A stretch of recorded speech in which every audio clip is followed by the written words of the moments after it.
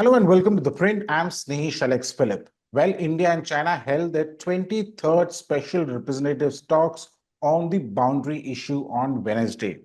And interesting is that the Chinese have actually issued two statements. One, the fact that what transpired during the meeting, they've also issued another statement claiming that, the both sides, that is the National Security Advisor Ajit Doval and his Chinese counterpart for the SR talks, who's also the Foreign Minister Wang Yi, saying that both sides have agreed on a 6-point consensus.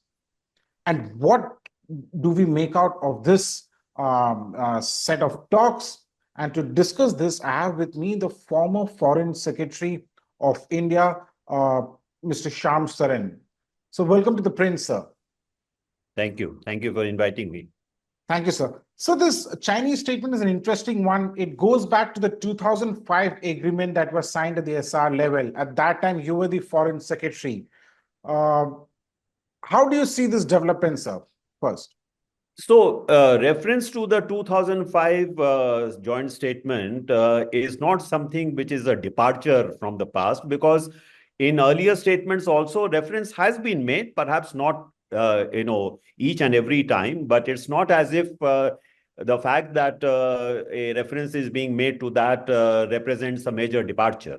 Okay. I don't think it does that. What is perhaps important is that the neither side has found it possible to come up with a joint statement.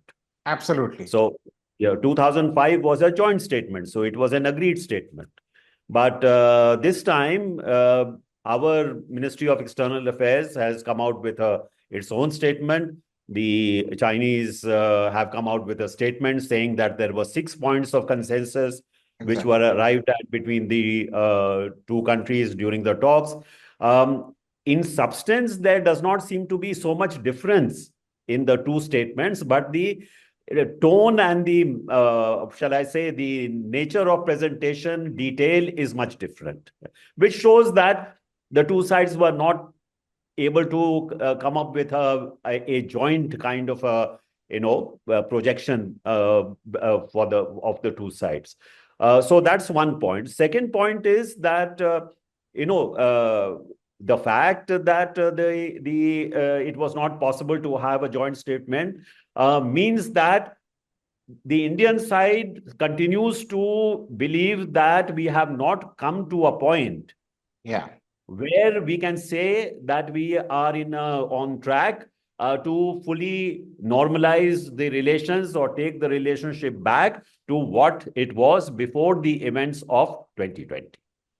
So that is clear. I mean, the Chinese obviously want to suggest that we should, in fact, get back to that point.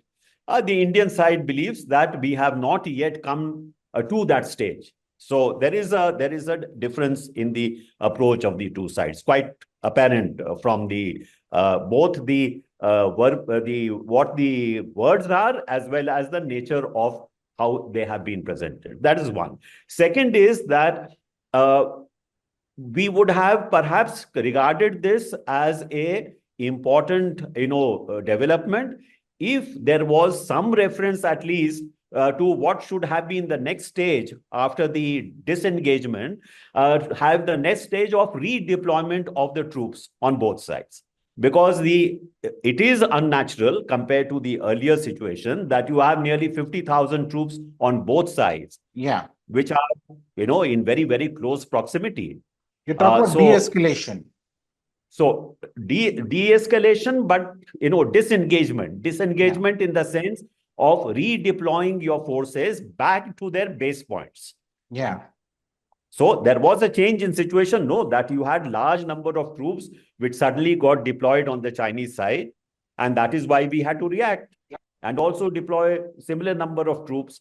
So that kind of I won't say confrontation, but the fact that the two very large, forces are actually in close proximity can lead to, some unfortunate incidents. So there has to be, from the Indian point of view, there has to be an agreement for these very large number of troops to go back to their base areas. That has not obviously happened. Yeah, So that also we should take note of. absolutely. That's a very important point you made, sir, that this hasn't happened so far. So, but in terms of not having a joint statement, the Chinese say that they've reached the 6 point consensus. Indian statement doesn't mention it. And I asked the Indian officials, and they tell me that whatever that we have from our side, we've put it out in our statement. So they seem to suggest that there is no such agreement. That's the Chinese version of it. So how should one look at it? Is it cautious optimism for forward movement that has happened? The fact that the special representatives are meeting Yeah, uh, for the first time after 2019, yeah, it has to be taken as a positive step. You know, okay. that at least senior level in re-engagement has already, started, resumed. So that I would say is important.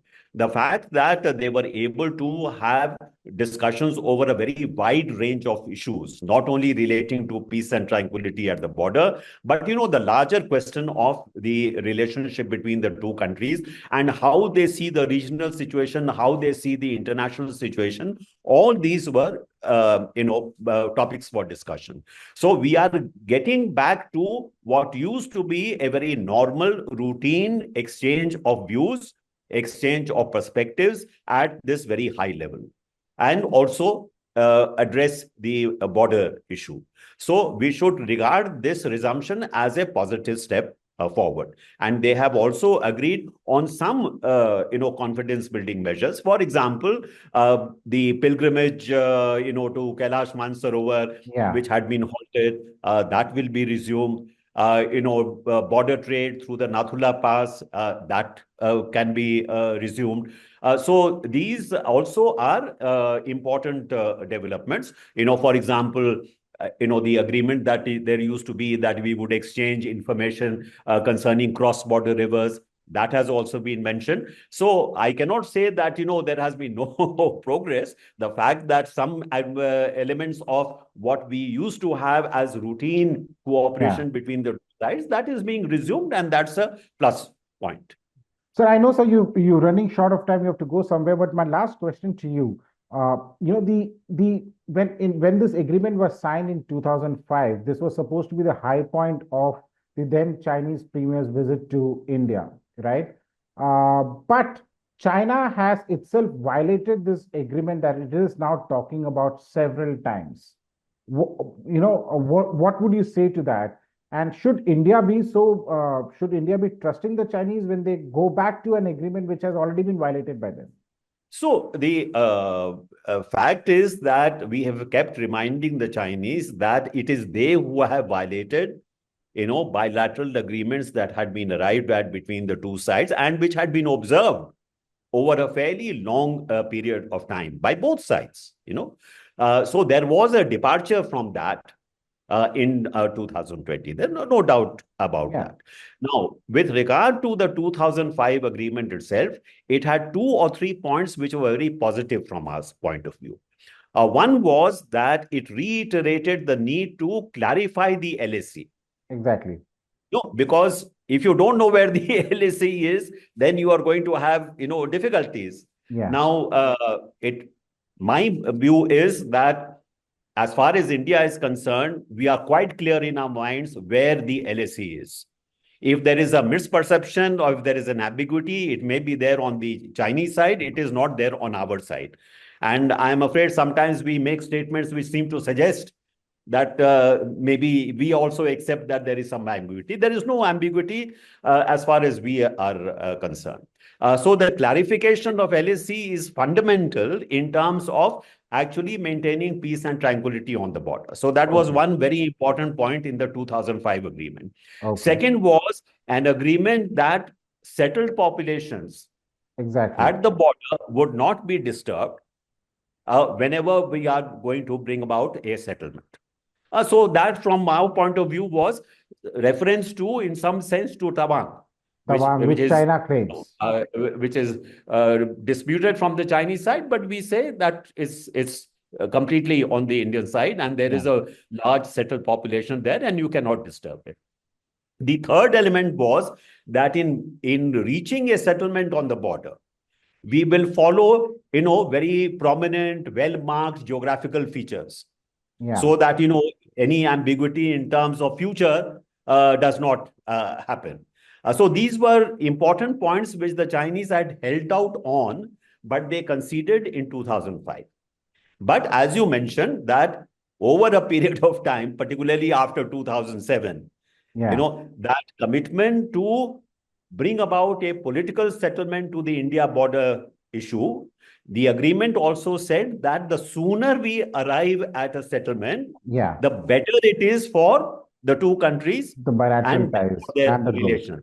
Yeah. It is in 2010, they went back from that when Wen Xiaopao came in 2010, the Chinese Prime Minister. He said, oh, this is an issue left over by history. It may take a longer time to resolve.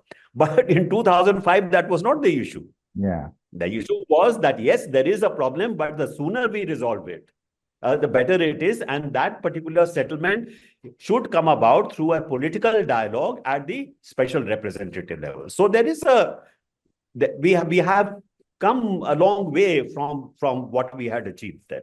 So cautious optimism is the right answer, sir. As far as we are concerned, the government may have it, but from an outsider point of view, for people like me, I'll still be very cautious about what the Chinese. Yeah, I mean, see, it's not a question of whether we should trust or not trust, whether the Chinese will actually deliver or not deliver on what commitments they make. I think we have to see this from the point of view whether in the interest as Chinese see it from their side and interest that we see from our side, some degree of convergence is possible. Yeah. Now, I can see that China is currently facing considerable amount of pressure. You have a Trump presidency which is coming, which we don't know what the actions he will take against China.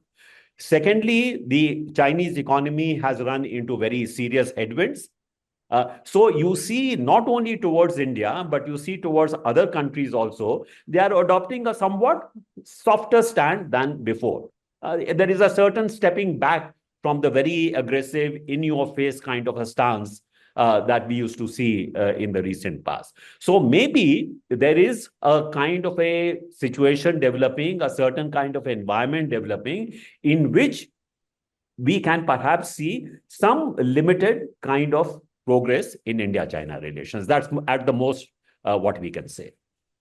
Well, thank you so much, sir. I would have loved to carry forward this discussion more, but thank you so much for joining us, even with the paucity of time at your end. But thank you once again, sir. Thank you very much.